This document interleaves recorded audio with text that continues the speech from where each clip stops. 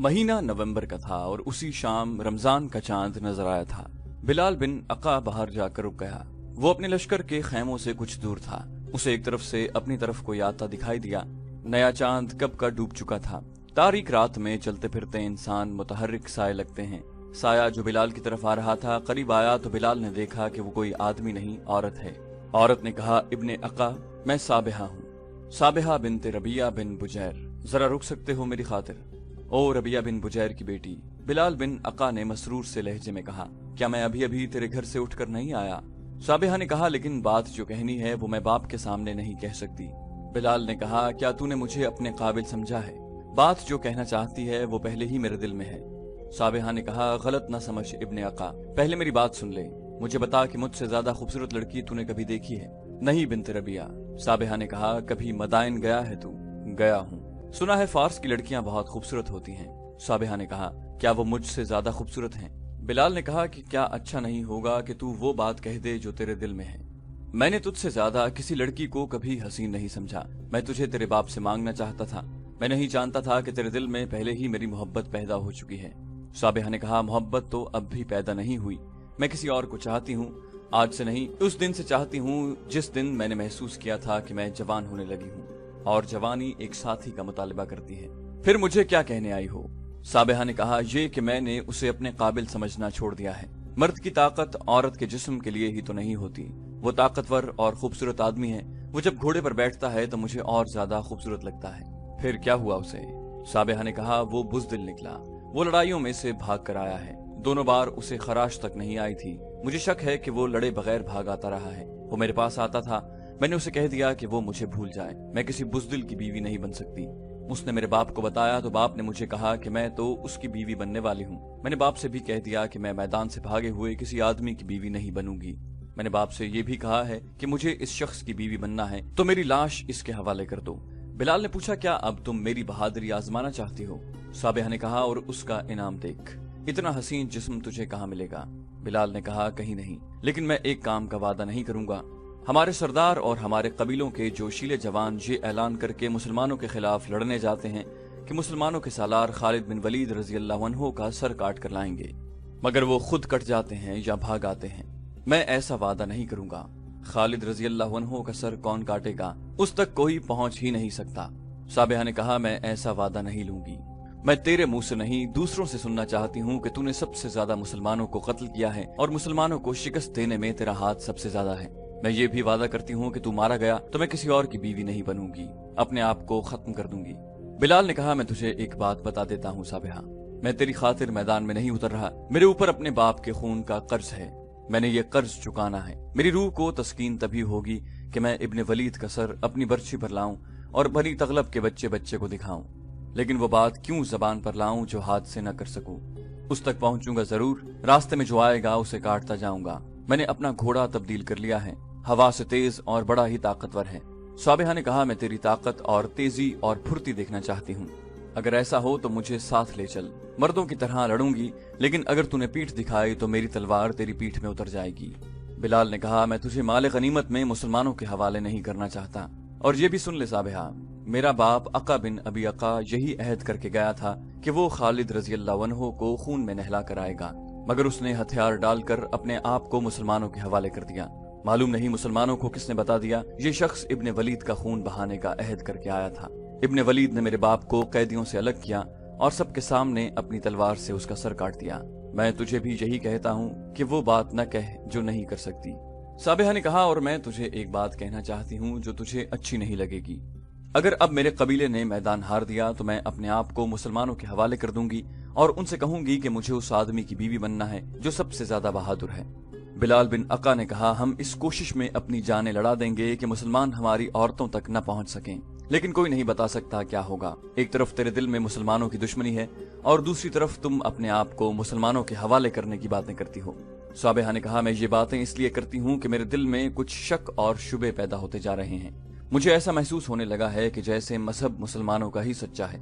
इतनी थोड़ी तादाद में वो फार्स के और हमारे तमाम कबीलों के लश्करों को हर मैदान में शिकस्त देते आए हैं। इसकी वजह इसके सिवा और क्या हो सकती है कि उन्हें किसी गैबी ताकत की मदद हासिल है। अगर यसु मसीह खुदा के बेटे होते तो क्या खुदा अपने बेटे की उम्मत को इस तरह जलील ख्वार करता? مجھے بتانے والا کوئی نہیں کہ مسلمان اسی خدا کو اللہ کہتے ہیں یا اللہ کوئی اور ہے۔ بلال نے جھنجھلا کر کہا، ایسی باتیں منہ سے نہ نکالو، تم بہت بڑے سردار کی بیٹی ہو، اپنے مذہب پر ایسا شک نہ کرو، اس کی سزا ہم سب کو ملے گی۔ صابحہ نے کہا، میں مجبور ہوں ابن عقا، میری ذات سے کچھ آوازیں اٹھ رہی ہیں، کبھی خیال آتا ہے جیسے میں اپنے قبیلے میں اور اپنے گھر میں اجنبی ہوں، ایسے لگتا ہے میں کہیں اور کی رہنے والی ہوں۔ میں کچھ نہیں سمجھتی بلال، میں جو کہتی ہوں وہ کرو، پھر میں تمہاری ہوں۔ ایسا ہی ہوگا صابحہ۔ بلال نے اسے دونوں ہاتھوں میں لیا اور کہا، میں اگر زندہ واپس آیا تو فاتح ہو کر آؤں گا، اگر مارا گیا تو واپس آنے والوں سے پوچھ لینا کہ میں نے مرنے سے پہلے کتنے مسلمانوں کو قتل کیا ہے۔ بلال سنہ کی رات کی تاریکی میں غائب ہو گیا۔ صابحہ بنت ربیہ بن بجیر وہیں کھڑی بلال کو سائے کی طرح رات کی تاریکی میں تحلیل ہوتا دیکھتی رہی۔ 3 یا 4 راتیں ہی گزری تھیں۔ سنہ کی خیمہ گاہ اور عیسائیوں کی بستیاں تاریکی میں ڈوبی ہوئی تھیں۔ رمضان 12 ہجری کا تیسرا یا چوتھا چاند کبھی کا افق میں اتر چکا تھا۔ انسانوں کا ایک سیلاب سنہ کی طرف بڑھا آ رہا تھا۔ یہ مدینہ کے مجاہدین کی فوج تھی جو سیلاب کہلانے کے قابل نہیں تھی، کیونکہ ان کی تعداد 15 یا 16 ہزار کے درمیان تھی اور دشمن کی نفری 3-4 گنا تھی۔ خالد رضی اللہ عنہ نے سنہ پر بھی مزیح والا داؤ آزمانے کا فیصلہ کیا۔ انہوں نے اپنے مجاہدین سے کہا کہ دشمن کو اور اپنے آپ کو بھی مہلت دینا خطرناک ہوگا، اللہ ہمارے ساتھ ہے، فتح اور شکست اسی کے ہاتھ میں ہے، ہم اسی کی ذات باری کے نام پر کفر کی آگ میں کودے ہیں۔ خالد رضی اللہ عنہ نے اور بھی بہت کچھ کہا تھا۔ مجاہدین کے انداز میں جوش و خروش پہلے والا ہی تھا، جسموں میں البتہ وہ دمخم نہیں رہا تھا، لیکن عزم روز اول کی طرح زندہ و پائندہ تھا۔ جیسا کہ پہلے کہا گیا ہے کہ 15-16 ہزار کے لشکر سے دشمن پر شبخون مارنا اس لیے خطرناک ہوتا ہے کہ خاموشی برقرار نہیں رکھی جا سکتی اور دشمن قبل از وقت بیدار ہو جاتا ہے۔ اس میں دشمن کی گھات کا خطرہ بھی ہوتا ہے۔ خالد رضی اللہ عنہ نے ان خطروں سے نمٹنے کا یہ انتظام کر رکھا تھا کہ پہلے شبخون کی طرح اب کی بھی انہوں نے اپنے لشکر کو 3 حصوں میں تقسیم کر دیا تھا۔ سالار بھی وہی تھے جنہیں پہلے شبخون کا تجربہ حاصل ہو چکا تھا۔ اب جاسوسوں نے انہیں دشمن کے قیام کی جو اطلاعیں دی تھیں، ان کے مطابق مدائن کی فوج اور عیسائیوں کا لشکر ایک ہی خیمہ گاہ میں نہیں تھے۔ خیمہ گاہ میں صرف مدائن کی فوج تھی اور عیسائی اپنی بستیوں میں تھے۔ یہ بنی تغلب کی بستیاں تھیں۔ جاسوسوں نے ان بستیوں کے محل و وقوع بتا دیے تھے۔ خالد رضی اللہ عنہ نے اپنی فوج کے ایک حصے کی کمان سالار قاقا کو اور دوسرے حصے کی کمان سالار ابو لیلہ کو دے دی تھی۔ تیسرا حصہ اپنی کمان میں رکھا تھا۔ انہوں نے قاقا اور ابو لیلہ کو عیسائی قبیلے بنی تغلب کی بستیوں پر شبخون مارنا تھا، جو بستیوں کی نسبت ذرا قریب تھی۔ تینوں حصوں کو بیک وقت حملہ کرنا تھا۔ مورخین نے لکھا ہے کہ خالد رضی اللہ عنہ نے حکم دیا تھا کہ کسی عورت اور کسی بچے پر ہاتھ نہ اٹھایا جائے۔ کفار کو مزیح کے مقام پر مسلمانوں کے ایک شبخون کا بڑا ہی تلخ تجربہ ہو چکا تھا۔ انہوں نے سنہ کی خیمہ گاہ کے ارد گرد پہرے کا بڑا سخت انتظام کر رکھا تھا۔ گشتی پہرے کا انتظام بھی تھا۔ 4 گھڑ سوار خیمہ گاہ سے دور دور تک گشت کرتے تھے۔ مسلمان جاسوسوں نے خالد رضی اللہ عنہ کو اس انتظام کی بھی اطلاعیں دے دی تھیں۔ خالد رضی اللہ عنہ نے اس انتظام کو بیکار کرنے کا بندوبست کر دیا تھا۔ سنہ سے کچھ دور خالد رضی اللہ عنہ کی فوج پہلے سے طے کیے ہوئے منصوبے کے مطابق رک گئی۔ اسے آگے کی اطلاع کے مطابق آگے بڑھنا تھا۔ چند ایک شتر سوار جو مسنہ بن حارثہ کے آزمائے ہوئے چھاپا مار تھے آگے چلے گئے تھے۔ وہ اونٹوں کے قافلے کی صورت میں جا رہے تھے۔ وہ سنہ کی خیمہ گاہ سے ابھی دور ہی تھے کہ انہیں کسی نے للکارا۔ وہ رک گئے اور اپنی طرف آتے ہوئے گھوڑوں کے ٹاپ سننے لگے۔ 4 گھوڑے ان کے پاس آ کر رکے۔ کون ہو تم لوگ؟ ایک گھڑ سوار نے ان سے پوچھا۔ ایک شتر سوار نے بڑے ڈرے ہوئے لہجے میں جواب دیا، مسافر ہیں، اور کسی بستی کا نام لے کر کہا کہ وہاں جا رہے ہیں۔ شتر سوار 8-10 تھے اور ان میں سے 1-2 گھڑ سواروں کو بتا رہا تھا کہ وہ کہاں سے آئے ہیں اور کہاں جا رہے ہیں۔ دوسرے شتر سوار اونٹوں کو آہستہ آہستہ حرکت دیتے رہے، حتیٰ کہ 4 گھڑ سوار ان کے نرغے میں آ گئے۔ ایک گھڑ سوار نے بڑے روب سے حکم دیا، اترو اونٹوں سے۔ 4 شتر سوار اونٹوں سے اس طرح اترے کہ اوپر سے ایک گھڑ سوار پر جھپٹے۔ ان کے ہاتھوں میں خنجر تھے جو گھڑ سواروں کے جسموں میں اتر گئے۔ انہیں گھوڑوں سے گرا کر ختم کر دیا گیا۔ 4 مجاہدین 4 گھوڑوں پر سوار ہو گئے اور دشمن کی خیمہ گاہ تک چلے گئے۔ ایک سنتری انہیں اپنے گشت سوار سمجھ کر ان کے قریب آ گیا۔ اندھیرے میں 2 گھڑ سوار اترے اور اس سنتری کو ہمیشہ کی نیند سلا دیا۔ انہوں نے کئی اور سنتریوں کو خاموشی سے ختم کیا اور واپس آ گئے۔ خالد رضی اللہ عنہ بے صبری سے ان کا انتظار کر رہے تھے۔ وہ جو اونٹوں پر گئے تھے 4 گھوڑے بھی ساتھ لے آئے تھے۔ انہوں نے خالد رضی اللہ عنہ کو بتایا کہ راستہ صاف ہے۔ خالد رضی اللہ عنہ نے سرگوشیوں میں قاصدوں کو دوسرے سالاروں کی طرف اس پیغام کے ساتھ دوڑا دیا کہ ہلہ بول دو۔ اس وقت تک گھوڑوں کے منہ بندھے ہوئے تھے، وہ ہنہنا نہیں سکتے تھے۔ سواروں نے سالاروں کے کہنے پر گھوڑوں کے منہ کھول دیے۔ ان کے ہدف دور نہیں تھے، कुछ दूर तक घोड़े प्यादों की रफ्तार के साथ आहिस्ता चलाए गए, फिर रफ्तार तेज कर दी गई और प्यादों को दौड़ना पड़ा। बस्तियों के करीब जाकर मशलें जला ली गईं। खालिद रजी अल्लाह अन्हु ने अपने दस्तों को इतनी तेजी से आगे न बढ़ाया, उन्होंने शबखून की तरतीब में फैला दिया था। ये ऐसी पेशकदमी थी जिनमें कोई नारा न लगाया गया, न किसी को ललकारा गया। नवंबर 633 ईस्वी के दूसरे और रमजानुल मुबारक की 12 हिजरी के पहले हफ्ते की वो रात बहुत सर्द थी। बनी तगलब की बस्तियों में और फार्स की फौज की खैमागाह में जो वसीओ अरीज थी, लोग गर्म बिस्तरों में दुबके हुए थे। कोई नहीं बता सकता था कि कौन क्या ख्वाब देख रहा था। ये कहा जा सकता है कि हर एक के जहन पर मुसलमानों की फौज और उसकी दहशत सवार हो गई थी। लोग उसी फौज की बातें करते सोए थे। अचानक बस्तियों के घरों के दरवाजे टूटने लगे, गलियों में घोड़े दौड़ने लगे। मुजाहिदीन ने मकानों से चारपाइयां और लकड़ियां बाहर लाकर जगह जगह उनके ढेर लगाए और आग लगा दी ताकि बस्तियां रोशन हो जाएं। औरतों और बच्चों की चीखो पुकार ने सर्द रात को हिलाकर रख दिया। औरतें अपने बच्चों के साथ बाहर आकर एक तरफ खड़ी हो जाएं। ये मुजाहिदीन की ललकार थी जो बार बार सुनाई देती थी। बनी तगलब के आदमी कट रहे थे। खालिद रजी अल्लाह अन्हु का हुक्म था कि बूढ़ों, औरतों और बच्चों के सिवा किसी आदमी को जिंदा न रहने दिया जाए। इन लोगों को वो लश्कर बचा सकता था जो थोड़ी ही दूर खैमागाह में पड़ा था। बस्तियों का वावेला लश्कर तक पहुंचा, लेकिन वहां नींद और सर्दी ने सबको बेहोश सा कर रखा था। लश्कर को जगाने के लिए कोई संतरी जिंदा न रहा। आखिर खैमागाह में कुछ लोग बेदार हो गए। उन्हें इर्द गिर्द की बस्तियों में रोशनी नजर आई, जैसे आग लगी हो। शोर भी सुनाई दिया। वो अभी समझने भी न पाए थे कि ये क्या हो रहा है। वैसे ही हड़बौंग खैमागाह के एक गोशे में बपा हुई, जो आंधी की मानिंद बढ़ती और फैलती गई। कुछ खैमों को आग लग गई। खालिद रजी अल्लाह अन्हु के दस्तों ने आतिश परस्तों की फौज को काटना शुरू कर दिया था। ये फौज अब कटने के सिवा कुछ भी नहीं कर सकती थी। दुश्मन के बहुत से सिपाही खैमों में दुबक गए थे। इन खैमों की रस्सियां मुसलमानों ने काट दी। खैमे सिपाहियों के लिए जाल और फंदे बन गए। मुसलमानों ने उन्हें बर्छियों से खत्म कर दिया। मुसलमानों के नारे और उनकी ललकार बड़ी दहशतनाक थी। मौरखों ने लिखा है कि मुसलमानों को इतने वसी पैमाने पर शबखून मारने का दूसरा तजुर्बा हुआ। अब उन्होंने ये इंतजाम कर दिया था कि किसी को भागने न दिया जाए। बस्तियों और खैमागाह के इर्द गिर्द मुसन्ना बिन हारिसा के घुड़सवार घूम फिर रहे थे। कोई आदमी भाग कर जाता नजर आता तो उसके पीछे घोड़ा दौड़ा दिया जाता और बर्छी या तलवार से उसे खत्म कर दिया जाता। अगर कोई औरत भागती नजर आती तो उसे पकड़कर उस जगह पहुंचा देते जहां औरतों और बच्चों और बूढ़ों को इकट्ठा किया जा रहा था। जूं जूं रात गुजरती जा रही थी, बनी तगलब की बस्तियों में और मदाइन की फौज की खैमागाह में शोर गूगा और वावेला कम होता जा रहा था और जख्मियों की कर्बनाक आवाजें बुलंद होती जा रही थी। मुसलमानों को तबाह बर्बाद करने के लिए जो निकले थे, उनकी लाशें ठंडी हो रही थीं और उनके जख्मी प्यासे मर रहे थे और उनकी बेटियां मुसलमानों के कब्जे में थीं। सुबह तुलू हुई तो उजाले ने बड़ा ही भयानक और इबरतनाक मंजर दिखाया। लाशों के सिवा कुछ नजर नहीं आता था। लाशें खून से नहाई हुई थीं।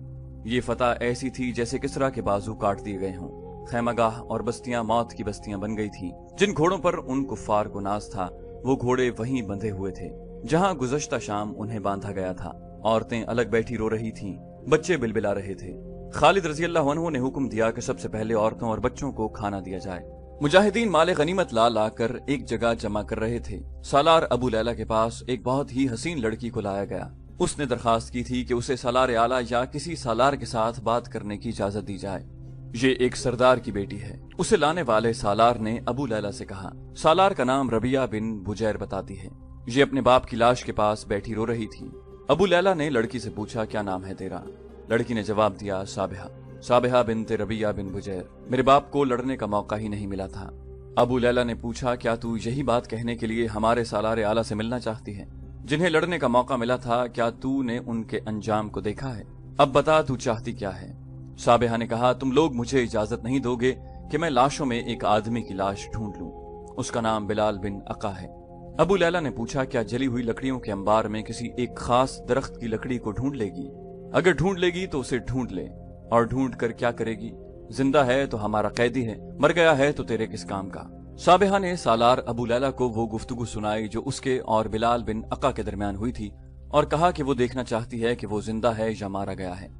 मुसलमान सालारों ने चंद ईसाइयों को इस मकसद के लिए जिंदा पकड़ लिया था कि उनसे इस इलाके और इलाके के लोगों के मुताल्लिक मालूमात और जंगी अहमियत की मालूमात ली जाएं। अबू लैला के हुक्म से ऐसे 2-3 आदमियों को बुलाकर बिलाल बिन अका के मुताल्लिक पूछा। 2-3 रोज पहले तक वो यहीं था। एक ईसाई ने बताया, वो जुमैल चला गया है। अबू लैला ने पूछा, क्या उसे वहां होना चाहिए था या यहाँ? عیسائی نے بتایا وہ قبیلے کے سردار کا بیٹا ہے، وہ کسی کے حکم کا پابند نہیں، وہ حکم دینے والوں میں سے ہے۔ کیا وہ اپنے باپ کے خون کا انتقام لینے آیا ہے؟ اس نے کئی بار کہا کہ وہ ابن ولید سے اپنے باپ کے خون کا انتقام لے گا۔ دوسرے عیسائی نے جواب دیا۔ ابو لیلہ نے صابحہ سے پوچھا، اب بتا لڑکی، میں تمہاری قیدی ہوں۔ صابحہ نے کہا، میرے ساتھ لونڈیوں اور باندیوں جیسا سلوک کرو گے تو میں تمہیں نہیں روک سکوں گی۔ سنا ہے مسلمانوں کے دل میں رحم ہوتا ہے، میری ایک التجا ہے، میں ایک سردار کی بیٹی ہوں، کیا میری اس حیثیت کا خیال رکھا جائے گا؟ ابو لیلہ نے کہا، اسلام میں انسانوں کو درجوں میں تقسیم نہیں کیا جاتا، ہم اس شخص کو بھی اپنا سردار مان لیا کرتے ہیں جس کے آباء و اجداد نے کبھی خواب میں بھی سرداری نہیں دیکھی ہوتی۔ ہم صرف یہ دیکھتے ہیں کہ وہ سرداری کا اہل ہے اور اس کا اخلاق بہت اونچا اور پاک ہے اور اس کو اپنی ذات کا کوئی لالچ نہیں۔ پریشان نہ ہو لڑکی، تو خوبصورت ہے، ایسا نہیں ہوگا کہ تجھے جو چاہے گا اپنا کھلونا بنا لے گا، کوئی ہمت والا تجھے خریدے گا اور تیرے ساتھ شادی کر لے گا۔ تمہاری قیدی ہو کر میری پسند اور ناپسند ختم ہو گئی ہے، اگر مجھے پسند کی ذرا بھی آزادی دی جائے تو میں تم میں سے اس کی بیوی بننا پسند کروں گی جو سب سے زیادہ بہادر ہے، جو اپنی قوم اور قبیلے کی عزت اور غیرت پر جان دینے والا ہو، میدان سے بھاگنے والا نہ ہو۔ عورت کا مذہب وہی ہوتا ہے جو اس آدمی کا مذہب ہے جس کی ملکیت میں اسے دے دیا جاتا ہے، لیکن عقیدے دلوں میں ہوتے ہیں۔ عورت کے جسم کو ملکیت میں لے سکتے ہو، اس کے دل کا مالک کوئی نہیں بن سکتا۔ میں وعدہ کرتی ہوں کہ مجھے کوئی مضبوط دل والا اور قبیلے کی غیرت پر دشمن کا خون بہانے والا اور اپنا سر کٹوانے والا آدمی مل جائے تو میں اپنا دل اور اپنے عقیدے اس پر قربان کر دوں گی۔ ابو لیلہ نے کہا، خدا کی قسم تو غیرت اور عقل والی لڑکی ہے، میں وعدہ کرتا ہوں کہ تو نے بلال بن عقا سے جو وعدہ کیا تھا وہ میں پورا کروں گا، شرط یہ ہوگی کہ وہ اپنا وعدہ پورا کر دے، وہ ہمارے سالار اعلیٰ خالد بن ولید کو اپنے ہاتھوں قتل کر دے، لیکن بنت ربیہ وہ ایسا نہیں کر سکے گا۔ ابن ولید کے سر پر اللہ کا ہاتھ ہے، اسے رسول اللہ صلی اللہ علیہ وآلہ وسلم نے اللہ کی تلوار کہا ہے، پھر بھی تم انتظار کرو، زمیل میں بلال کے ساتھ ہماری ملاقات ہوگی، کیا میں اپنے گھر میں رہ سکتی ہوں؟ ابو لیلہ نے کہا، کیا ہے اس گھر میں؟ وہاں تیرے باپ، بھائیوں اور محافظوں کی لاشوں کے سوا رہ ہی کیا گیا ہے؟ اپنے قبیلے کی عورتوں کے ساتھ رہ، کوئی تکلیف نہیں ہوگی تجھے، ہمارا کوئی آدمی کسی عورت کے قریب نہیں جائے گا۔ صابحہ بنت ربیہ بن بجیر رنجیدہ سی چال چلتی ہوئی ایک مجاہد کے ساتھ اس طرف چلی گئی جہاں عورتوں اور بچوں کو رکھا گیا تھا۔ اس کی رنجیدہ چال میں اور ملول چہرے پر تمکنت تھی، صاف پتہ چلتا تھا کہ وہ عام سے کردار کی لڑکی نہیں۔ خالد رضی اللہ عنہ نے فتح کی مسرت سے لبریز لہجے میں مثنہ بن حارثہ سے کہا، ابن حارثہ، کیا اللہ نے تیری ہر خواہش پوری نہیں کی؟ مثنہ بن حارثہ نے جوشیلے لہجے میں کہا، لاریب لاریب، کفار کی آنے والی نسلیں کہیں گی کہ مسلمانوں نے ان کے آباء و اجداد پر بہت ظلم کیا تھا، اور ہماری نسلیں انہیں اپنے اللہ کا یہ فرمان سنائیں گی کہ جس پر ظلم ہوا وہ اگر ظالم پر ظلم کرے تو اس پر کوئی الزام نہیں۔ تو نہیں جانتا ولید کے بیٹے، ان آتش پرستوں نے اور صلیب کے پجاریوں نے جو ظلم ہم پر توڑے ہیں تو نہیں جانتا، تو نے سنے ہیں، ہم نے سہے ہیں، اب یہ لوگ اللہ کی گرفت میں آ گئے ہیں۔ خالد رضی اللہ عنہ نے کہا، لیکن حارثہ کے بیٹے میں ڈرتا ہوں تکبر اور غرور سے، دل میں بار بار یہ ارادہ آتا ہے حج پر جاؤں، میں خانہ کعبہ میں جا کر اللہ کا شکر ادا کروں گا، کیا اللہ مجھے یہ موقع دے گا کہ میں اپنا ارادہ پورا کر سکوں؟ مثنہ نے کہا، تو نے ارادہ کیا ہے تو اللہ تجھے ہمت بھی دے گا، موقع بھی پیدا کر دے گا۔ مثنہ نے کہا، کچھ دیر بعد تمام سالار خالد رضی اللہ عنہ کے سامنے بیٹھے تھے اور خالد رضی اللہ عنہ انہیں بتا رہے تھے کہ اگلا حذف زمیل ہے، جاسوسوں کو زمیل بھیج دیا گیا تھا۔ پہلے یوں ہوتا رہا ہے کہ ایک جگہ ہم حملہ کرتے تھے تو دشمن کے آدمی بھاگ کر کہیں اور اکٹھے ہو جاتے تھے۔ خالد رضی اللہ عنہ نے کہا، اب ہم نے کسی کو بھاگنے نہیں دیا، سنہ سے شاید ہی کوئی بھاگ کر زمیل پہنچا ہو، لیکن زمیل خالی نہیں، وہاں بھی دشمن موجود ہے اور وہ بے خبر بھی نہیں ہوگا۔ کل رات زمیل کی طرف کوچ ہوگا اور اگلی رات وہاں اسی قسم کا شب خون مارا جائے گا۔ تاریخوں میں یہ نہیں لکھا کہ سنہ میں خالد رضی اللہ عنہ نے کس سالار کو چھوڑا۔ سورج غروب ہوتے ہی مسلمانوں کا لشکر زمیل کی سمت کوچ کر گیا، ساری رات چلتے گزری، دن نشیبی جگہوں میں چھپ کر گزرا اور سورج کا سفر ختم ہوا تو مجاہدین اپنے ہدف کی طرف چل پڑے۔ زمیل میں بھی دشمن سویا ہوا تھا، سنتری بیدار تھے، جہاں بھی گشتی سنتریوں اور دیگر سنتریوں کو اسی طریقے سے ختم کیا گیا جو مزی اور سنہ وغیرہ میں آزمایا گیا تھا۔ مسلمانوں کی ترتیب وہی تھی، یعنی ان کا لشکر 3 حصوں میں تقسیم تھا۔ یہ شب خون بھی پوری طرح کامیاب رہا۔ مورخ لکھتے ہیں کہ کسی ایک بھی آدمی کو زندہ نہ نکلنے دیا گیا، یہاں بھی عورتوں اور بچوں کو الگ کر لیا گیا تھا۔ سالار ابو لیلہ نے بلال بن عقا کے متعلق معلوم کیا، پتہ چلا کہ وہ 1 روز پہلے یہاں سے نکل گیا تھا۔ یہ بھی پتہ چلا لیا گیا کہ زمیل سے تھوڑی دور رزاب نام کی ایک بستی ہے جس میں عیسائیوں کی خاصی تعداد جمع ہو گئی ہے اور ان کے ساتھ مدائن کی فوج کے 1-2 دستے بھی ہیں۔ خالد رضی اللہ عنہ نے 2 حکم دیے، ایک یہ کہ سنہ سے مال غنیمت اور دشمن کی عورتوں اور بچوں کو زمیل لایا جائے، دوسرا حکم یہ کہ فوری طور پر رزاب پر حملہ کیا جائے۔ آتش پرستوں کا لڑنے کا جذبہ تو جیسے بالکل سرد پڑ گیا تھا۔ مسلمان 3 اطراف سے رزاب پر حملہ آور ہوئے، لیکن یہ گھونسا ہوا میں لگا۔ رزاب بالکل خالی ہو چکا تھا۔ پتہ چلتا تھا کہ جہاں فوج موجود رہی ہے لیکن اب وہاں کچھ بھی نہ تھا۔ اپنے باپ عقا بن ابی عقا کا بیٹا بلال بھی لاپتہ تھا۔ فوج کا ایک سوار دستہ دور دور تک گھوم آیا، دشمن کا کہیں نام و نشان نہیں ملا۔ آخر فوج واپس آ گئی۔ سنہ کی عورتیں زمیل لائی جا چکی تھیں، مال غنیمت بھی آ گیا۔ خالد رضی اللہ عنہ نے خلافت مدینہ کا حصہ الگ کر کے باقی مجاہدین میں تقسیم کر دیا۔ ابو لیلہ نے صابحہ کو بلایا، بلال بن عقا یہاں سے بھی بھاگ گیا ہے۔ ابو لیلہ نے اسے کہا، اس نے اپنے باپ کے خون کا انتقام لینا ہوتا تو یوں بھاگا نہ پھرتا، کیا اب بھی تو اس کا انتظار کرے گی؟ صابحہ نے کہا، میں اپنی مرضی سے تو کچھ بھی نہیں کر سکتی۔ ابو لیلہ خالد رضی اللہ عنہ سے بات کر چکے تھے۔ مورخ لکھتے ہیں کہ اس لڑکی کی خوبصورتی اور جوانی کو دیکھ کر سب کا خیال یہ تھا کہ خالد رضی اللہ عنہ اس سے شادی کر لیں گے۔ صابحہ کی یہ خواہش بھی پوری ہو سکتی تھی کہ وہ سب سے زیادہ بہادر اور بے خوف آدمی کی بیوی بننا چاہتی ہے، لیکن خالد رضی اللہ عنہ نے کہا کہ مجھ سے زیادہ بہادر موجود ہیں۔ چنانچہ خالد رضی اللہ عنہ نے اس پیغام کے ساتھ مال غنیمت اور عورتیں مدینہ کو روانہ کر دیں۔ جو دستہ مال غنیمت کے ساتھ بھیجا گیا اس کے کماندار نعمان بن عوف شیبانی تھے۔ انہوں نے صابحہ کے متعلق مدینہ میں بتایا کہ یہ لڑکی کون ہے، کیسی ہے اور اس کی خواہش کیا ہے۔ مورخوں کے مطابق صابحہ کو حضرت علی رضی اللہ عنہ نے خرید لیا۔ صابحہ نے بخوشی اسلام قبول کر لیا اور حضرت علی رضی اللہ عنہ نے اس کے ساتھ شادی کر لی۔ حضرت علی رضی اللہ عنہ کے صاحبزادے عمر اور صاحبزادی رقبہ صابحہ کے بطن سے پیدا ہوئی تھی۔